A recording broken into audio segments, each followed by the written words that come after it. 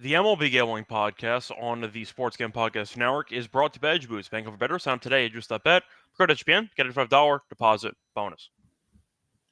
And welcome, everybody, to the MLB Gambling Podcast here on the Sports Game Podcast Network. It's currently Wednesday morning, May 28th, around 10 a.m. Eastern Time. I'm your host, Scott Reichel. Once again, joined by Adam Roseberg together to break down the props that we have for the Wednesday games. Warning, by the way, there are some day games going on today, so keep an eye out for the actual start time on some games. Still have a couple hours regardless, something to keep in mind. But Adam, how's it going with you? Nice shirt. What are you, an undercover cop? You know me so well. Yeah, I am an undercover cop. This is you have two shirts that you rotate that are your undercover cop, just in case 21 Jump Street gets rebooted. I love it. Well, you and I are very close friends, and you know how I roll. And I am full on in my undercover cop mode. I also did a bike ride for that full Jonah Hill experience. So yeah, I'm just looking for a proof point on one of my plays as I talk to you. But yeah, dude, let's kind of get into it. I have been cooler on this, but we are getting into a little bit more of the summer, so gonna probably have some more hitting props. I'm trying to find people have been really into my DP parlays. You know, I say that with a mustache. You guys can all figure out what DP means, but yeah. Some would argue it's GIDP. Double. Yeah, and those people probably don't have mustaches. Probably. Just saying. It would have another name that you could consider calling it. But I agree. It's been good. I do want to point out, though, because of the shirt, just a reminder that I missed the entire run of Prime Miami Vice. You weren't even born yet. That's exactly what I'm saying. So that's why I missed the entire run. Now you're catching on. But yeah, that's something I wanted to remind everybody. I just have the NBA shirt on, so I'm just rocking SGPN stuff. But either way, point, it should be a fun card today. Decent amount of games. There are like no games tomorrow. I think there are a grand total of 4 games on Thursday, so strap in for Wednesday because it's going to be the most baseball you'll see in the next 48 hours, basically. But either way, point is before we get into any of the props that we have for the Wednesday games, a reminder that we do have a brand new, I'd say, form of content going on because the SGP guys are going to be ripping packs live on air next Monday night. We're breaking a case of Panini Prisms with DAPS, and you can get 10% off your favorite team with work at SGPN. Go to sportsgamblingpodcast.com/break to get in on the action. Every time I see Panini, I get kind of hungry, to be honest. So that's kind of how I look at it. But anyway, they mean cards. They don't mean like a Panini press, which is kind of disappointing. But anyway, a point is time to get into the action for the Wednesday games. Adam, I'll let you go first. What's going to be your first prop for the Wednesday card? We are kicking off with a line that I believe the market already hates, but you guys know that I don't care on this. We're going to go with Bray and Bello over 16.5 outs. It's minus 102. If you use an exchange, it's plus 108, but I'll talk on another day to people about when you should and shouldn't use exchanges. This is not, I think, when you should be using it. Well, actually, no, this is when I think you should be using it. So he has not. He's only gone over this number twice this season. But why on earth would I be saying, oh, man, in fact, his last 4 starts have been 14, 14, 13, 12. Why on earth, Scott, would I say, hey, we should take Brian Bello to go 6? Because you like to live dangerously in that shirt? That is part of it. But it's also the fact that yesterday – 1, 2, 3, 4, 5, 6 people were used in the bullpen yesterday. They also just traded Newcomb, who is their, hey, the game blew up. We need somebody to eat some innings. So, and Liam Hendricks got moved to long reliever. I didn't know that. All right. Well, anyway, no. So the only guy available is Garrett Whitlock. I mean, Chapman can probably pitch a back-to-back, but he's not going to go in there. Weiser probably not going to pitch back-to-back after he did 26 pitches yesterday. It's so for me, I know that I've come up with this cap a lot, and sometimes it works and sometimes it doesn't, but this happened also to Brian Bello on the, this happened on the 27th of April, right after a doubleheader. It was the second start of the season. They said, we need you to go out and just eat innings, and he ate 6 innings. I think Brian Bello at pretty much flat odds is going to go out. He's going to eat those 6 innings. I'm also not really scared of the Milwaukee offense. I get that they've been playing a little bit better, but give me Brian Bello over 16.5 outs. I think he's going to go 6 and save the team because they have an off day tomorrow, but that's what he's going to do. Yeah, I do want to point out. Also, this line what he's been, so it's kind of telling. Oh, I was going to say your connection is kind of cutting in and out a little bit, so I missed part of that. Yeah. But I do What want did to you- point out, by the way, you said that you are not scared of the Brewers' offense. Can I remind you that they actually scored 5 runs yesterday, with 4 of them coming after the 9th inning? I know. Yes. Imagine if you're an under better. Yeah, I know. Well, I mean, it landed 6. I feel bad for the team total bettors for Milwaukee, but still, yeah, I'm not against it. I mean, once again, you're going by spot, which will definitely work out. It's a good buy low spot on Bayo has been kind of a mess, but if he keeps the walks under control, I think he can shut down this offense. Yeah, I mean, also like, look, you got a guy who hasn't gone 6 in a month. They burned so many bullpen guys as well. And his line is 16.5. I mean, it's sort of he's gone 4 and 2/3, 4 and 2/3, 4 and a third, 4. And he's got the capability of. I think he's gonna throw 100 pitches. That's really what it comes down to. Okay, there you go. I do want to point out, by the way, that when you were listing all of those bullpen guys, those are a lot of really, really bad bullpen guys. Just throwing it out there. You mentioned a lot of names of guys who I don't think are very good.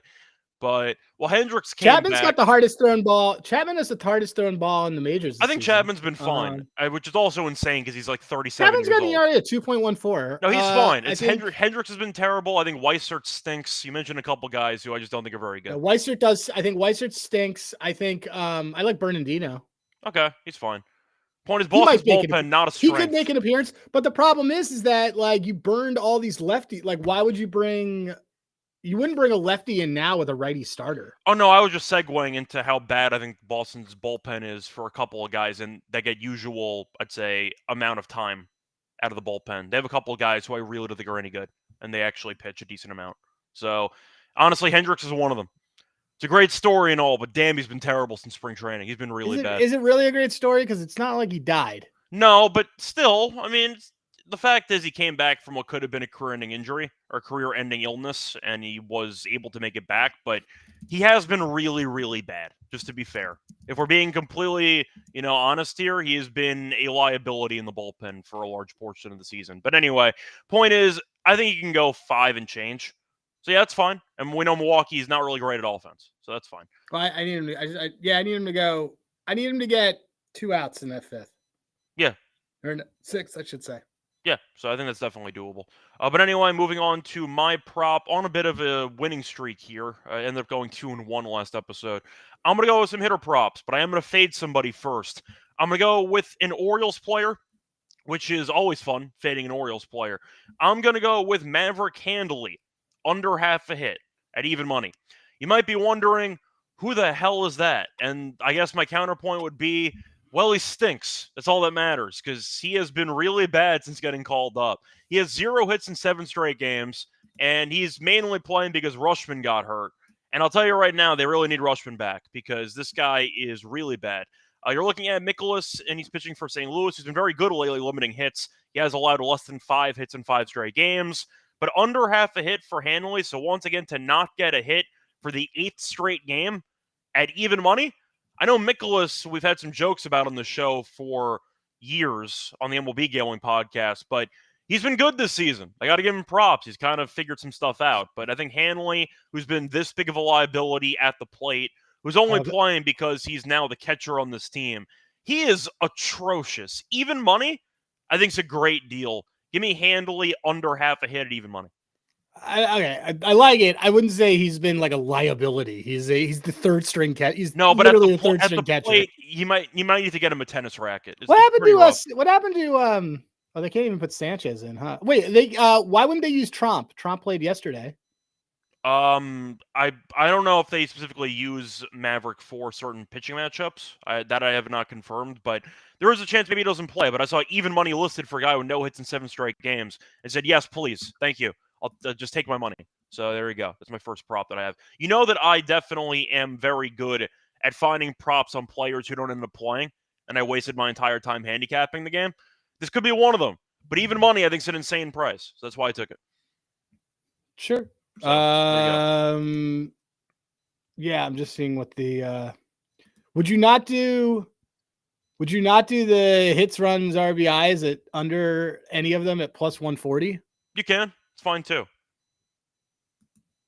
I just saw the hits, and it's like, oh, he's had no hits in 7 straight, and it's even money. Wait, hold on. So he had so one game against the Angels, he had 2 RBIs. How did that happen? And he had no hits. How did that happen? Sack He fly. like Homer Simpson it, and he just got hit in the head, and he just like it's either sack flies or like an RBI ground out. 2 sack flies? Who gets 2 sack flies in a game?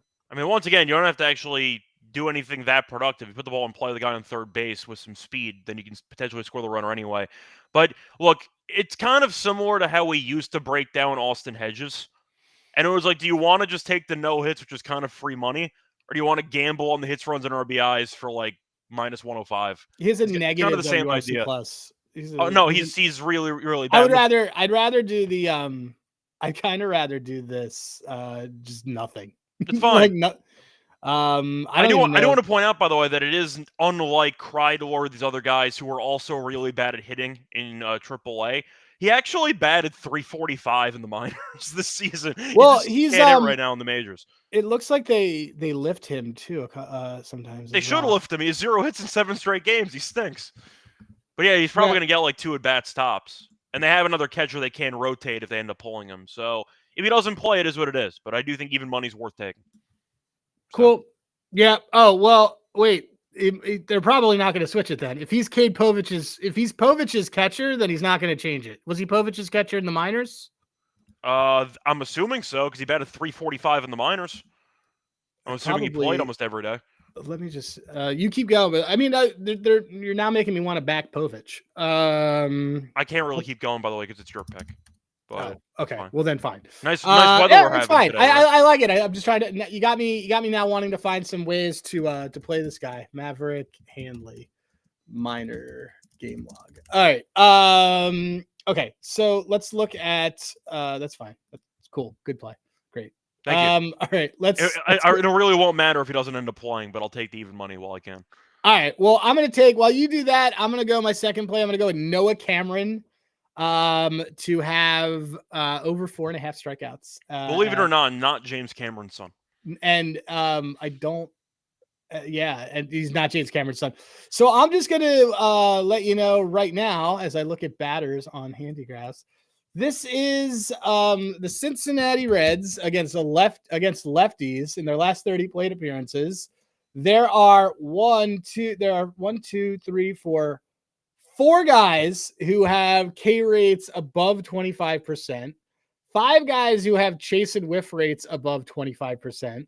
Austin Hayes, who basically doesn't strike out, but when he does, he whiffs completely. And most of the guys on the team have BABIPs below average. The ISOs are low. I like Noah Cameron here. He had 8 against the Twins in his last outing. So give me him at 5. He looks like he's got good stuff. I just want to check. What does he have like overall? What is it called? The Reds have been striking out like crazy. What did I have here? Reds are 10 plus Ks in 4 straight games. That's a turnstile. Yep. So, but nobody cares because Elliott 2 home runs yesterday, so nobody brings it up. Really good slider. Yeah, man. I don't hate him. And his Ks per 9 all through the minors has always been double digits. So I like this dude. Let's do it. And then now I'm looking at Maverick McNeely. That's what I'm gonna call him. There is a guy that's Maverick McNeely, but that's a separate guy in golf. He played the backup. Was he? I wonder if he was, because if he's Povic's catcher, maybe that's good. I would take Povich under walks if that's his. I'm not sure like how many times they would have had a battery together, but I'm assuming that he probably caught from it at least one time.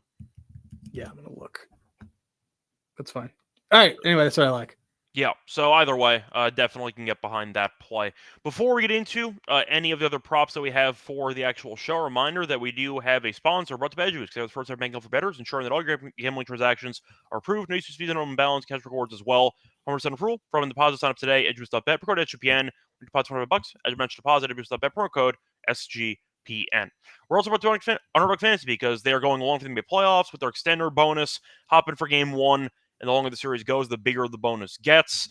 Yeah, you might want to be hoping for a Knicks win there in game 5, because I don't think Minnesota's winning tonight. But anyway, point is, you still be getting a bonus no matter what if you did opt in to that promo. When you sign up for your new account at Underdog Fantasy, use the promo code MLB SGPN to get a special pick and a first-time visit offer up to 1K in bonus cash. Underdog Fantasy promo code MLB SGPN. Welcome back, everyone, to the MLB Gambling Podcast. Finished going through the first couple of props that we have for the Wednesday card. Time to keep rolling with my second prop on the card. Going to go with a very, very niche hitter prop, but I still like it.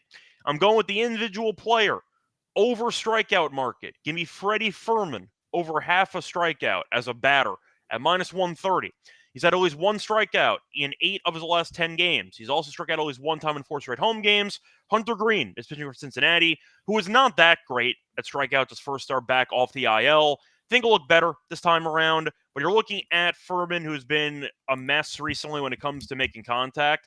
He has sometimes, but there are a couple of ugly bats in there. We know that when Green is on, he's an elite strikeout pitcher.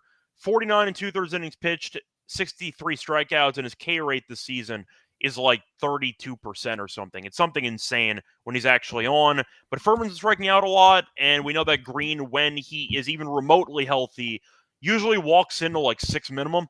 He's a strikeout pitcher, and I do think it's a good matchup for him. Give me Freddie Fermin over half a strikeout at minus 130. Is Freddie Fermin playing? I don't even see him in a lineup, in any lineups like lately. When was the last time he played? He's not late. He's still on the Royals, right? Yeah. He's still on the Royals. I'm looking back. He played on Sunday. Okay, so he had props listed, so maybe he's a designated catcher for somebody. No, I don't know because he's. I mean, they don't have their lineup out yet. So what was Sunday? The 25th? Yes. He bats 9th. I mean, he stinks. I mean, he usually just catch for Bubik? Is that the deal? You know what? He probably catches for Cameron. Yeah, but he doesn't. Did he catch? Did he? Cameron was on the. Yeah, he did. He caught for Cameron last time. So yeah, he'll play. He'll play. So there you go. 7th. If he's there only to help the young pitcher potentially get, I think it's more just like, yeah, they're not going to mess around. They're not going to change catchers on him like all the time. I quickly want to see. He did catch for Cameron last time. Yeah. Did he catch for him on the 17th? He did not. He did not catch for him on the 17th. Yeah, but if he played Sunday, then he's probably going to play today. I didn't know if he had like some sort of thing where it was like some sort of weird lefty split. No, he does. He's atrocious against lefties. So he's really, really bad against lefties. I mean, he's really bad against both sides. Correct, but he has 9 strikeouts against lefties and 10 against. That's for strikeouts. I mean, average. He's batting like in the 1s against lefties. He's been worse against lefties. So yeah. Yeah, I mean, the fact is we have props on a guy who hasn't played since Sunday. I'm assuming he's playing. Yeah, I'm assuming he's playing too. And we know Perez also can't really move. He has options. He has options left. He should have options. He stinks. He's 30 and he has options left, which is crazy. Yeah, but the point is Perez, we know, can't really catch that many days because his knees are shot. So they tend to use Perez in the DH role with Furman catching. It would not shock me if that's the approach they took in this game. So there you go. Yeah, let me just look at Furman. You could do it against righty. You can't even. Oh man, he doesn't even come up for the season. I don't think he has a big enough sample, but he's been bad. He's terrible. Yeah, that's fine. He actually should have a sample. He's had 100 play. He's had 100 at bats this season. He should be coming up. Well, for where I import a lot of my stuff, he's. Oh, you know why? It's because I'm looking at batters. Let me just see. No, yeah, he stinks. He's not even up. Yeah. He stinks. Whatever, that's fine. And for the record, he actually does not get lifted as much as you might think. He tends to, but he's had at least 3 at He's bats. not gonna get lifted in the game where they have off tomorrow. No, I'm saying he's had at least 4 plate appearances in 5 straight games. So he might suck, but they just let him try to figure it out. So there you go. So that's my second prop. Okay, that's fine. That's cool. And what's your and what was the price on that? It was minus 130. Okay. For him to have minus 130 for him to have 2 strikeouts? Oh, 2? No, he needs 1 strikeout at minus 130. I like it. Against Hunter Green? Oh, I know it was bad last outing, but his first start off the IL. Yeah, his first. I think it'll look better this time around. It should be better. So. The Royals are kind of weird at home. I think this is a better way to play the strikeouts for. Yeah, weird's a stretch. I think the word you're looking for is cheating. That's a separate story. I also think they're cheating. I will say that every single show. Okay. Cool. That's good. All right. My next one then is shout out to was it Mr. Kai Helms or was it some? Yeah, it is. No, this guy took the words out of my mouth. Shane Smith is actually Shane Smith 6Ks, not 4.5. Don't pay 130 for that. Do the 6Ks at plus 168 against this Mets team that has been having some problems. This Mets team has 1, 2, 3, 4, 5, 6 dudes who have Jesus Christ have K rates in the 30% or higher in their last 30 plate appearances against right-handed pitching. We're gonna do. I think there's a possible Shane Smith ladder situation that's going on here. I mean, I don't mind that. Sounds fun. So I mean, we're just gonna take the over 6.5 at plus 168 to win a unit. Yeah, Mets offense has been better in the series. They still can strike out. They have, but they haven't. It's kind of later on in the game. Like they did okay yesterday because I don't think Cannon's any good. So that's kind of my. Cannon's also was his first start off the D. He had an IL stint. Yeah, and Alonso took him deep in the first inning. Right. So that kind of unraveled. Anyway, yeah. Give me Shane Smith over 6.5 Ks. He's gonna wait 6.5 or 6.5 or 5.5. What did I say? I said that. Oh, 5.5. Sorry, 5.5 at plus 190. Let's do that. Yeah, that's what we want. So very nice price. That's a great price. If you want to do you can do the 4. I mean, I'm probably gonna rebuy the 4.5. I'll do the 4.5 115, and then I'm gonna do the 5.5 too. So we'll call it 4.5 because I'm gonna do the 4.5 as well. All right, there you go. You said that was the 4.5 was at a very different price when I first saw this. Wait, so what is it at now?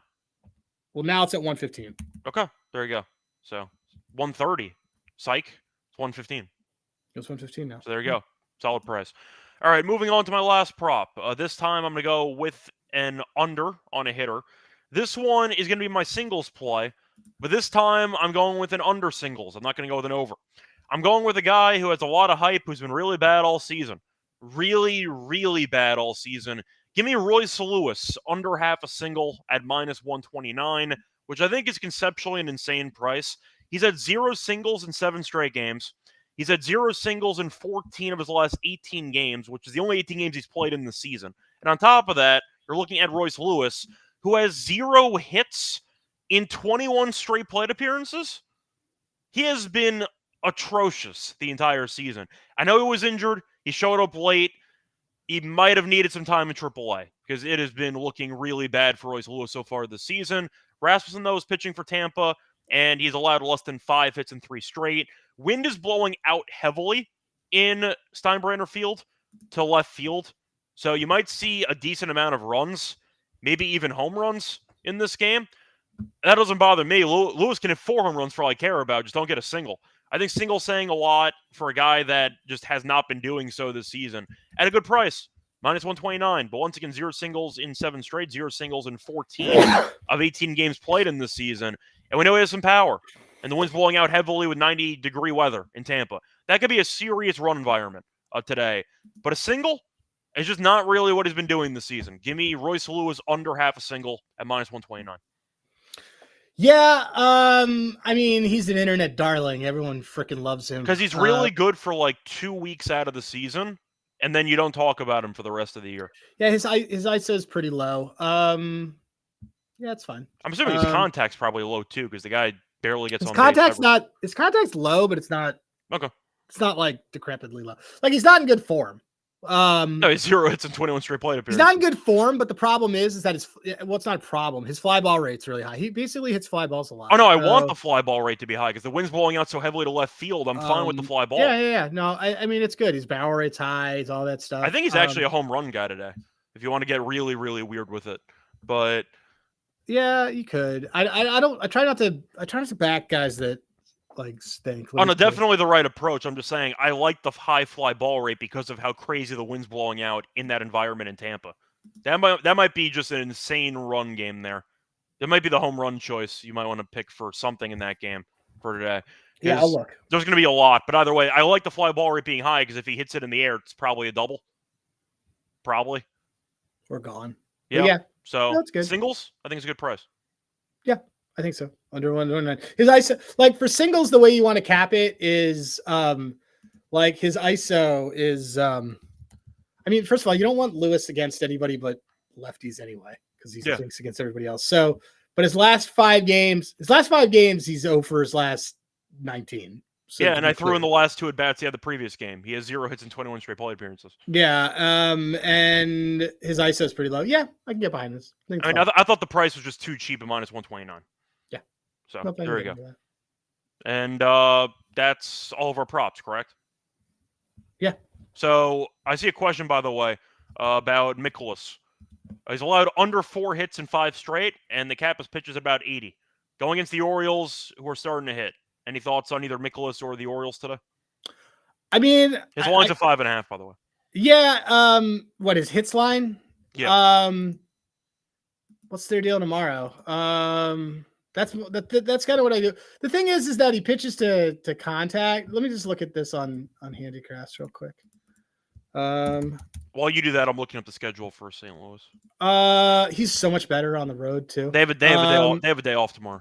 Yeah, so he's worse against lefty. He's way worse against lefties, so they're probably going to stack a pretty heavy lefty lineup against him. I think it's fine.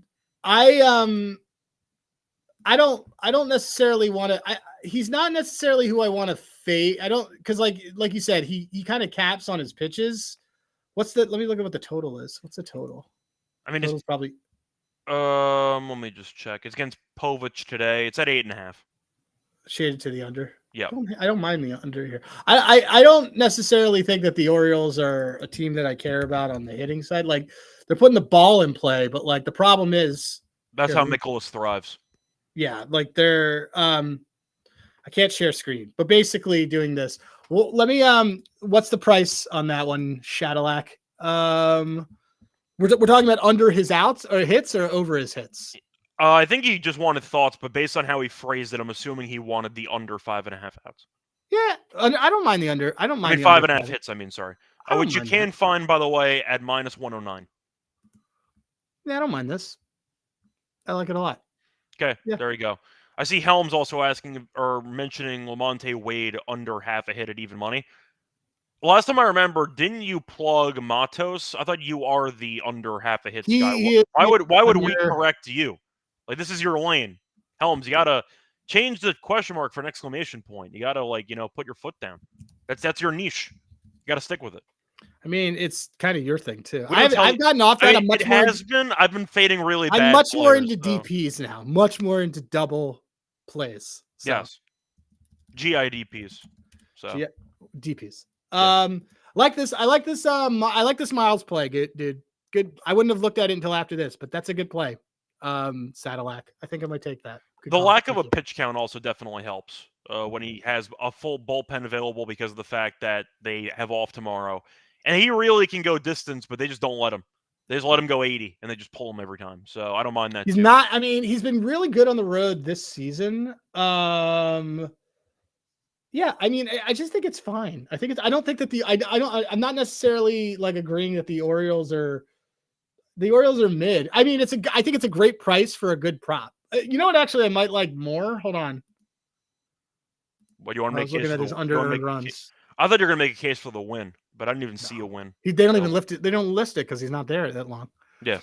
Yeah. No, I like the under hits. This is good. I thought it was definitely cheap. You figured at 5.5 it'd be like minus 125. Yeah, I mean, I think it's good. See, you got people coming in looking for double plays, looking for DPs. Not to be confused with BPs, by the way. There are no oil spills going on. But did you decide on the double play yet, or you're still working on it? I'm gonna look. Do you want to do an ad read and I'll find it? Sure. But just before we actually get into that, though, can you just briefly recap your 3 plays? Yeah, Shane Smith 4.5 strikeouts, and then we're also gonna do the 5.5. Okay.